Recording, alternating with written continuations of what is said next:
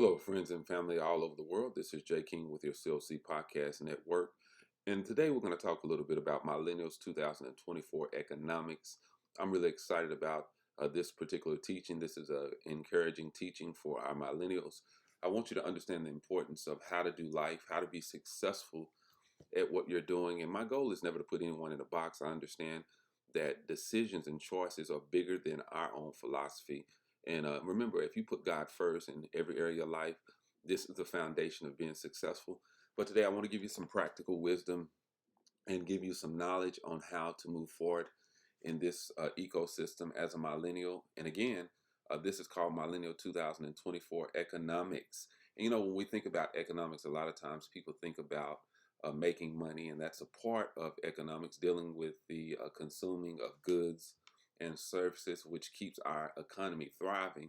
But really, when you think about the word economy or economics, this deals with your entire ecosystem as a person. It deals with you making decisions about where you're going to live, making decisions about where you're going to go to school, making decisions, are you going to get a trade, or are you going to get a degree, making decisions about marriage, who you're going to spend the rest of your life with, making decisions if you're going to have children. All these different things cause you to make a decision, and it shifts your life tremendously. A lot of times I don't think we understand the choices that we make in our life have a vast effect on the things that are going to happen in our life.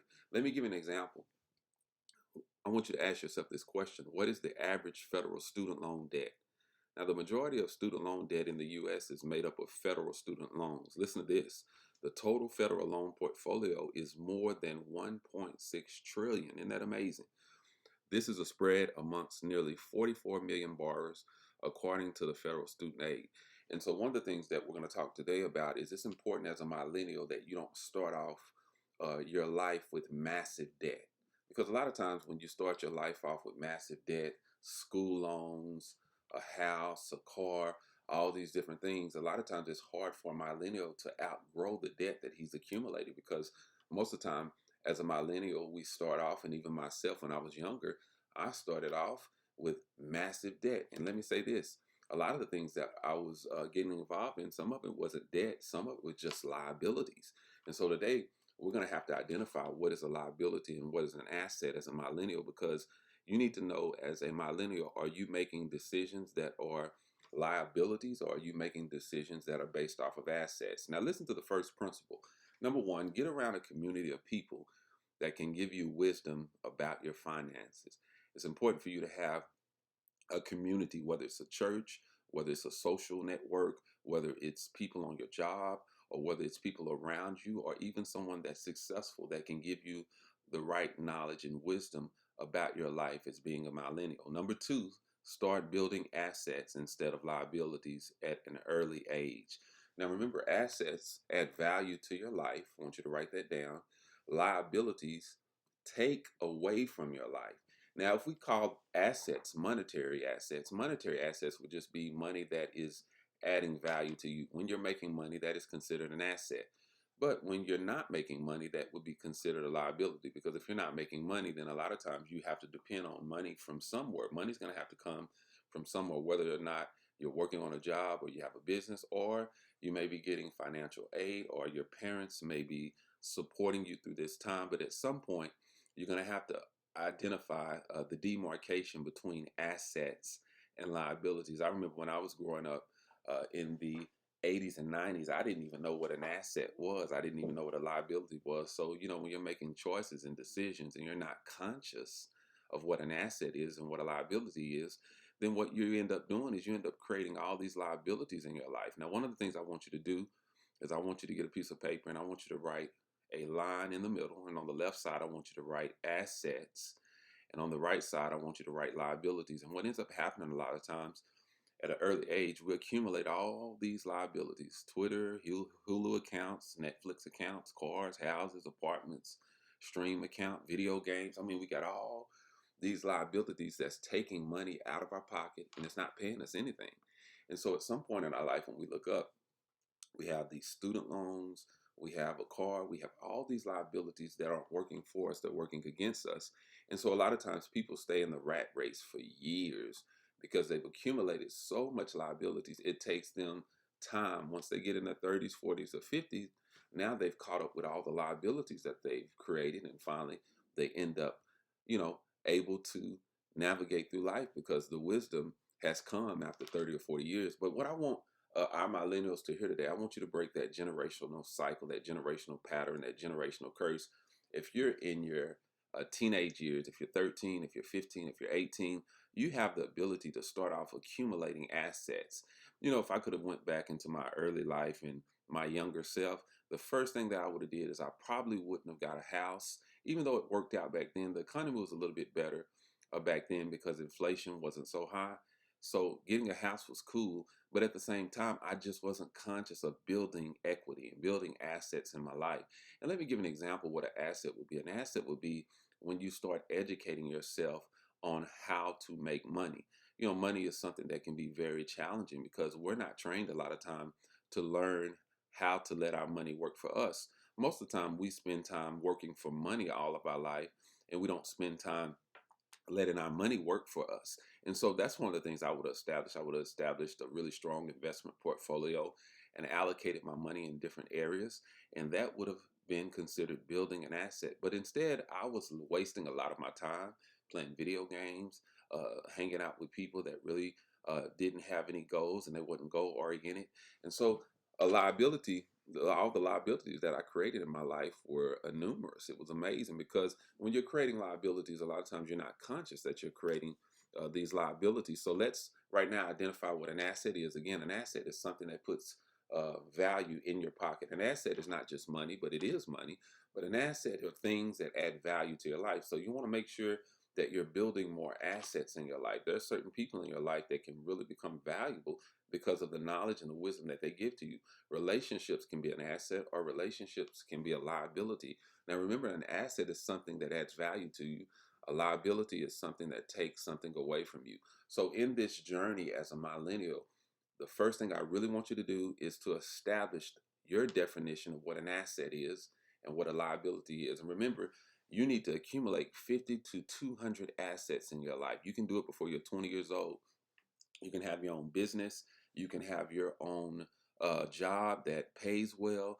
You can go to school. You can accumulate many different streams of income that's not limited to your job. You can supplement your income. You know, I remember having a job and I told myself 1 year I'm going to supplement my income. And I was making about 30 or 40,000 a year.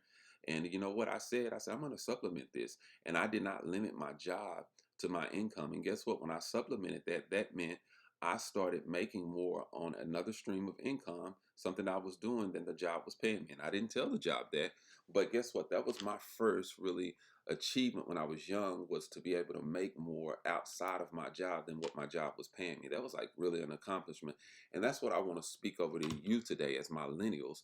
I want you to understand your job, or however you bring in money, never limit yourself. You can always outgrow your job, and you can always outgrow this inflated economy. So let's say this again. Number one, get around a community of people that can give you wisdom about your finances. Number two, start building assets instead of liabilities at an early age. And listen to this. Number three, an asset is something that adds value. Number four, a liability is something that takes away value. Now remember, number five, defining what an asset is to you is very important. Number six, defining what a liability is to you is very important. This is the next thing I want to briefly discuss. Number seven, train your mind to outgrow inflation. You know, when we think about inflation, inflation is all these different things around us that's requiring our money. You know, if you go to the doctor, you're going to have to pay a copay. If you go to the grocery store, you're going to have to buy groceries. If you end up going to the dentist, you know, sometimes we get cavities and we have to get our cavities filled, or you may have to get a root canal. That ends up costing money. And so a lot of times, all the different inflative systems that are surrounding us, it boggles down our ability sometimes to think outside of the system. So a lot of times people are being controlled by inflation, and their mind is not outgrowing inflation, because inflation is a liability. It's something that takes away your value. It takes away your health. It takes money out of your pocket. And so I want to encourage you today to train your mind to outgrow inflation. Well, you say, how do I outgrow inflation? Well, you have to think differently. In other words, you train your mind to build wealth. You train your mind to create assets. You train your mind to make money. Making money is a very important skill. Making money doesn't happen through osmosis, but you have to train yourself how to make money. And in this day and time, thank God for Google. There's a lot of different ways for us to make money. There's a lot of different ways for us to create value. But remember, the number one way you create value is inwardly, not outwardly, not externally. You know, there's a Bible verse that says, be not conformed to this world, but be transformed by the renewing of your mind. So in order for you to create value outside of inflation, you have to understand that you are the value. You are the enterprise. You are the economy that creates your own value. So remember, number 7, train your mind to outgrow inflation. Your mind can become bigger than a school loan. Your mind can become bigger than a mortgage. Your mind can become bigger than what the job is paying you. All these different systems that are external are important to you. You know why? Because this gives you the ability to face resistance and outgrow these systems that are presented to you, young people. So remember, as we're talking about Millennial 2024 economics, you have the enterprise, you have the ability. God has put a spirit within you and a mind within you, and you are the economy that can outgrow your own economy. Number 8, your vision should never be limited to your job. If you have a job right now, or if you have an intern, remember all these different things are training you to be able to outgrow them. That's one of the greatest things about having a job. Thank God we have a job or we have a business. But anything that you have or anything that is presented unto you, you have the ability to outgrow it. But first, you must learn the system. You must get knowledge. It's okay to have a job. There's nothing wrong with having a job. We need jobs in order to thrive our economy. But a job should not be your only vision for life. Working is not a job. Working is continuing to work on yourself so you can outgrow the things that are around you. Number 9, a job is the number one religion that can rob you from your ability to be created if you allow it. So remember, never allow a job to rob you from your essence or your own creativity. Always believe in your creativity that's on the inside, and don't let what's on the outside squeeze you into a mold and cause you not to be creative. Number 10, believe more in your inner creativity than the outer system. I want to say that again. Believe more in your own inner creativity, which God has given you, than the outer system. So I gave you 10 important principles today as it relates to Millennial 2024 economics. If you're utilizing technology, if you're reading, if you're developing yourself, this is going to cause you to outgrow inflation. And don't get caught up in the rat race in the beginning where you're getting in debt, you're getting school loans, and you're getting all these different things, these liabilities that you're creating in your life without growth. Now, remember this, I can't advise everyone not to get in debt, because remember, there are millions of scenarios that we can address on this topic, because sometimes people do have to do what they have to do. Sometimes people have medical bills, people have situations in their life, and they have to accumulate debt sometimes because that's where they are within their consciousness. So I'm not telling you not to get in debt and don't do this and don't do this. I'm just generalizing this subject to help you realize that you can create value outside of consumer debt, school loans, credit card debt, IRS debt, and mortgage debt, all these different things that create liabilities.